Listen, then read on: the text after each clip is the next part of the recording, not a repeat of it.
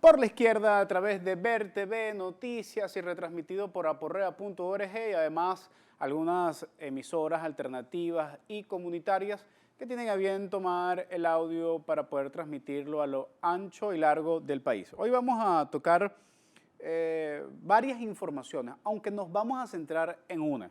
Hoy el programa se lo vamos a dedicar a Ricardo Menéndez y una información al ministro Ricardo Menéndez y una información sobre el presupuesto del año 2016.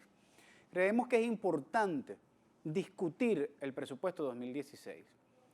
Además, en este marco de pre-campaña y de campaña electoral, un diputado que se respete o un pretendiente a diputado que se respete, lo mínimo que debería estar hablando es de propuestas para una agenda legislativa seria para el año que viene, pero además debería recordar que este año también se puede legislar y que hay unos cuantos candidatos a diputados que actualmente son diputados y que deberían ser garantes de que el presupuesto del año que viene sea un presupuesto consentido. Pero vamos a dejarlo a lo último.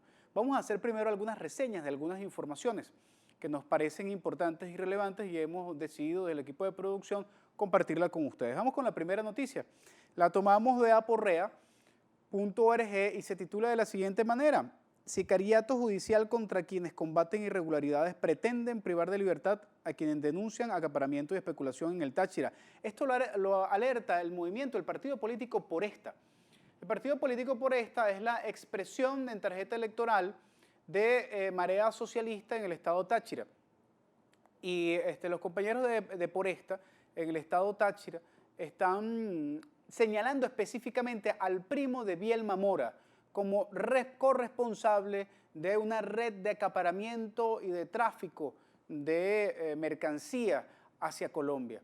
Es importante primero reseñar que quienes están haciendo este señalamiento son los compañeros de Por Esta y por otra parte, estos compañeros de Por Esta están siendo amenazados y están siendo amedrentados, incluso con tomar medidas judiciales en contra de ellos, como consecuencia de estas denuncias con pruebas, que les invito a que se remitan al comunicado de Por Esta en aporrea.org que acabamos de reseñar, que acabamos de mostrar, para que vean los detalles en relación con esta red de especulación, de tráfico, de venta. Ellos lo denuncian muy claramente, mientras una persona del pueblo que se dedica a bachaquear puede estar ganando 7.000 bolívares diarios, que no es nada despreciable, por cierto, para nadie. Resulta ser que quienes ellos están denunciando están ganando 7 millones de bolívares diarios por todo el contrabando y toda la red de contrabando y la mafia que están desarrollando aún hoy con estado de excepción y con la frontera cerrada en el estado Táchira. Así que prestemos atención a esta denuncia de Por Esta y le haremos seguimiento en próximas ediciones. Vamos a otra información de Marea Socialista tomada por aporrea.org y son unas declaraciones de vocero de Marea Socialista en Guárico, Cuencas, que informa que de 8 candidatos que llevaba Marea Socialista en Guárico solo quedaron 2. Esto en relación a la racia electoral que se desarrolló y que se sigue desarrollando en varios estados del país. Ya no solamente, vamos a reconstruir rápidamente lo que ha estado pasando en este sentido con Marea Socialista. Primero, se le niega el nombre para poder participar como partido a nivel nacional, Marea Socialista. Eso está en trámite en la sala electoral del Tribunal Supremo de Justicia. 2, inscriben candidaturas y se generan presiones a los partidos posiblemente aliados de Marea Socialista para que estos desechen la posibilidad. Incluso las presiones, estamos hablando de dinero concreto, incluso extorsión a algunas organizaciones. Por ejemplo, de la organización Mopivene, partido entre comillas indígena, hoy podemos decir claramente que ellos no solamente extorsionaron y utilizaron la posible alianza con Marea Socialista para obtener recursos por parte de sectores ajenos a esta alianza, sino que además también pretendió extorsionar a Marea Socialista pidiéndole 30 millones de bolívares para poder ceder la tarjeta. Así como esto, algunas tarjetas también han estado cediendo permanentemente al mismo asunto. Ya el último caso es PSOEP, el Partido Ique Socialista venezolano, PSOEP. Este partido acaba de retirar la última candidatura de Marea Socialista en el estado Apure, y lo que estaba pidiendo era nada más y nada menos que 15 millones de bolívares para poder mantener esta candidatura. Además de eso, en la mercantilización de todo lo que es el ejercicio de la utilización de estas franquicias electorales, ha habido algunas organizaciones que se han mantenido y que parecieran tender a mantenerse en algunos estados. En el caso de Guárico, la tarjeta que se utiliza es la del PSL. Ellos se mantienen. El asunto es que con la racia que hubo, ahora también con la excusa de la paridad de género, 283 candidaturas se eliminaron a nivel nacional. De Marea Socialista se eliminaron 50 candidaturas aproximadamente, y entre ellas también las de Guárico. El sistema electoral venezolano es absolutamente decadente. En estos 2 últimos años, lo que se ha generado, lo que se ha empujado en relación con la aceleración de una depauperación de lo que es la calidad, de lo que había sido la calidad del poder electoral de Venezuela durante estos últimos años, lamentablemente se ha acelerado en manos de la dirección y de la incidencia directa del poder ejecutivo, en donde el PSUV, además, también tiene una poderosa incidencia junto con la Mesa de la Unidad Democrática en lo que se ha denominado el pacto del polvo cósmico y arena de playa, exterminar a cualquiera que esté fuera de la polarización. Vamos a la siguiente información, y la siguiente información la obtenemos también de Aporrea. Esta es una foto polémica, en verdad. Yo diría que una imagen dice más que 1000 palabras. Se logra efectivamente que Venezuela y Guyana restituyan embajadores tras diálogo con el presidente de la ONU, pero yo quisiera, no quisiera pecar de psicólogo social, pero creo que la gestualidad y la expresividad de los dos mandatarios más el secretario de las Naciones Unidas en la foto expresan suficientemente realmente la intencionalidad sobre la cual se generan estos acuerdos que deseamos que realmente lleguen hasta el final. Pero el presidente de Guyana, con un porte bastante arrogante, parco y seco, con una mano estirada, casi forzada por el secretario de las Naciones Unidas, y un Maduro con una vista distraída, como que cumpliendo con un trámite y sonriente porque logró tomar la foto.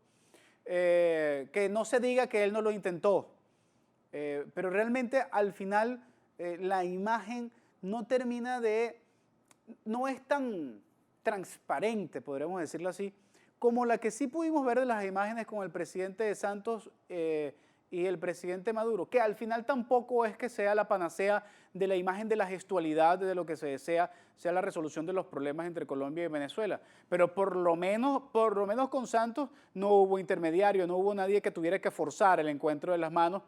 Y además los dos personajes, tanto Maduro como Santos, se mueven mucho más cómodamente en el escenario de los micrófonos que este presidente de Guyana, que quizás pasará a la fama mundial por haberse tomado esta foto con Nicolás Maduro y con el secretario de las Naciones Unidas, pero su gestualidad expresó suficientemente lo que pareciera, y estoy casi convencido va a ser la agenda que ha hecho y que continuará en relación con la voluntad de desechar la posibilidad de profundizar el diálogo con el gobierno venezolano. Y Maduro, pues Maduro siendo Maduro, pues, pudiendo mostrar una cara de contento en este momento y posteriormente volver a arremeter sin ningún tipo de inconveniente dentro del marco de la estrategia electoral, con la necesidad de justificar un conflicto con Guyana o con Colombia con el fin de que el estado de excepción en Venezuela tenga sentido dependiendo de manera proporcional de la brecha, del cierre de la brecha o no, de la diferencia entre la oposición y el gobierno para las próximas elecciones de la Asamblea Nacional en esta polarización ficticia. Así que bueno, nos mantendremos observando este tipo de imágenes. Vamos a la cuarta información. La cuarta información es una información en verdad lamentable, triste. La tomamos de Aporrea y es la información sobre se deroga en Gaceta las nuevas normas nutricionales en cantinas escolares. Entonces, se había tomado una medida positiva. Debemos reconocer que el gobierno, que el Ministerio de Educación había tomado una medida positiva. Regular el tipo de alimentación de las cantinas de nuestros muchachos en los colegios y en los liceos. Oye, en verdad que tenía sentido. Controlar el exceso de frituras, tratar de educar, de que la cantina sea un espacio de educación de la alimentación también de los muchachos. Sin duda que tenía una concepción integral, nadie podía estar en contra de eso, ¿vale? Bueno, sí, la Coca-Cola, la Pepsi-Cola, Frito-Lay, qué sé yo, las empresas de los aceites, qué sé yo, cualquier tipo de cosa que estuviese alimentando, incluso la Polar seguramente estaría un poco descontenta en relación con los intereses que se manejaban en función de la distribución de todas estas chucherías y alimentos procesados en estas cantinas, que lo que hacen es malformar la alimentación de nuestros muchachos. Entonces, oye, se generó un positivo posicionamiento. Un puntico, el gobierno había ganado un puntico con esto. Y resulta ser que no pasaron, qué sé yo, 3 semanas. Y bueno, se deroga. Se deroga la medida sin mayor explicación, viniendo en contravía de lo que es la posibilidad de incorporar a estos cafetines y estas cantinas como parte de la formación integral de nuestros estudiantes y fundamentalmente prohibiendo la distribución en estos espacios de una serie de productos que evidentemente no son adecuadamente nutricionales para nuestros jóvenes, pero además no solamente eso, sino que no se generaba alternativa. O el muchacho comía grasa, el muchacho comía carbohidrato, o simplemente no comía en la cantina, tomaba refresco o tomaba jugos concentrados con mucha azúcar o no podía tomar absolutamente más nada. Entonces, el problema no era que podía decidir o no, la medida lo que hacía era regular la necesidad de que se abriera un espacio alterno para que nuestros muchachos conocieran otra manera de comer en una cantina. Pues el gobierno del pasito tuntún nuevamente se expresa de manera muy clara en estas medidas que se toman y que después se echan para atrás y que simplemente no tienen una mayor explicación en el sentido lógico y bueno, y los pocos puntos que habían ganado se pierden. Vamos a la otra información. La información es que es tomada de Ver TV, es tomada de la casa. Ver TV Noticias nos reseña un comentario y una reflexión de Uribe. Uribe acuerda con la FARC, acuerdos con la FARC son un golpe de Estado a la democracia. Y quería tomar esta información y estas palabras de Uribe para reseñar que realmente Álvaro Uribe Vélez pasará a la historia de Colombia y a la historia de América Latina. No sé si del mundo, pero por lo menos de esta parte del mundo, como el personaje más nefasto y miserable de la política latinoamericana. Este señor guerrerista, que su único planteamiento es la muerte, es exterminar bajo un conflicto de guerra civil en Colombia, se contrapone a una política que aparenta ser mínimamente coherente, no por estar de acuerdo con Santos, sino que creo que influye, él facilita, pero ha influido mucho, incluso el gobierno del presidente Chávez cuando estaba vivo, el gobierno cubano también ha influido muchísimo, y de hecho las negociaciones se hacen en territorio cubano, en relación con la posibilidad de la pacificación del conflicto. La pacificación y la administración de la justicia para resolver el conflicto en Colombia. Y Uribe sale a decir que esta no es la solución, sino que la solución es matarse y exterminarse entre los colombianos. Mira, Uribe, no digo otra cosa porque en verdad no acostumbro en este medio a utilizar insultos y epítetos más fuertes, pero cuando menos miserable es lo único que puede merecer una afirmación como esta. Y lo peor es que en nuestro país, en Venezuela, hay gente que se identifica con Álvaro Uribe Vélez. En verdad que creo que la asociación de valores, el epíteto que acabo de atribuirle a Álvaro Uribe también creo que puede de alguna u otra manera transferirse a algunos cuantos que consideran que Álvaro Uribe puede ser una referencia importante para el estilo de hacer política en América Latina. Lo único que deseamos es que Colombia, aún a pesar de Uribe, logre la resolución de su conflicto. Y la resolución de su conflicto pasa evidentemente por la paz y por la mediación para que esto termine de concretarse. Ojalá Santos no vaya ni la FARC vayan a traicionar lo que es la gran expectativa del pueblo colombiano de la superación del conflicto armado y de la guerra civil que vive hoy, todavía hoy vive Colombia. Porque Colombia hoy no es ejemplo de absolutamente nada para ningún país del mundo. Así que importante que esto avance para que al fin Colombia pueda convertirse realmente en algún tipo de referencia a nivel mundial. Vamos con la otra información, solamente queremos reseñarla. Son dos imágenes que tenemos a tiro, las tomamos de Aporrea. Esta es la primera, Feria de Marea Socialista Solidaria, se realiza con éxito en Aragua. Vamos a ver la otra foto, esta es una iniciativa que ha tomado Marea Socialista del Estado de Trujillo en conjunto con los otros estados de Marea Socialista en la posibilidad de llevar distribución de productos hechos en Venezuela por nuestros agricultores a precios solidarios en los sitios en donde no hay abastecimiento de este tipo de productos. Se inició en el estado de Aragua, hay toda una red que se está desarrollando en el estado de Aragua para la distribución de estos productos y próximamente en el resto de los estados Marea Socialista irá organizando este tipo de ferias que al final estimulan la economía, pero además también facilitan la posibilidad de que nuestro bolsillo sufra mucho menos en relación con todo lo que es esta depauperación del salario y con lo que es la agresión en contra de nuestra economía. Y cerramos entonces con la noticia que anticipábamos inicialmente, de la información dada por el ministro Ricardo Menéndez de que se han estado desarrollando una serie de reuniones sobre el presupuesto nacional para el año 2006.